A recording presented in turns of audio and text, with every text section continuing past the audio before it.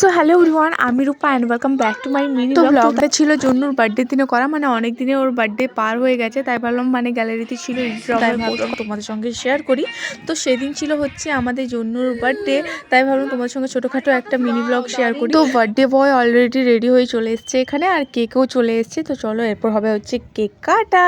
কেকটা তো আমার ভীষণ পছন্দ হয়েছিল, আর এটা হচ্ছে ওর 8 ইয়ার্স বার্থডে সেলিব্রেশন।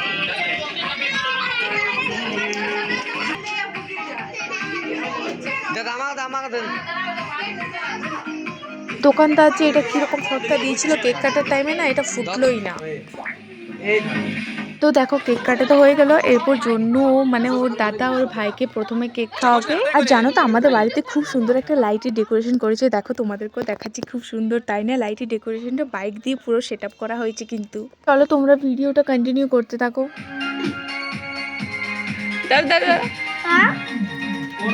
তো এখন ওকে ওর মা কেক খাইয়ে দিচ্ছে, তো এখন ওর দিদি ওকে কেক খাইয়ে দিচ্ছে, তো তারপর জন্য আমাকে কেক খাইয়ে দিল। তো দেখো এটা আবার কি রকম কেক লাগাচ্ছিল, কোনো ব্যাপার না, ভাই বোনের হতেই পারে। তো গাইস দেখো এরপর ওর বান্ধবীদেরকে কেক মাখানো হচ্ছে। কিন্তু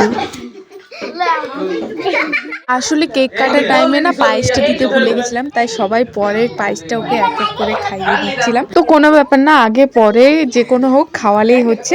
তো এখানে দেখো সবাই মিলে মা কাকিমা পিসি পিসা মিলে সবাই একটু এখানে মজা করছিল।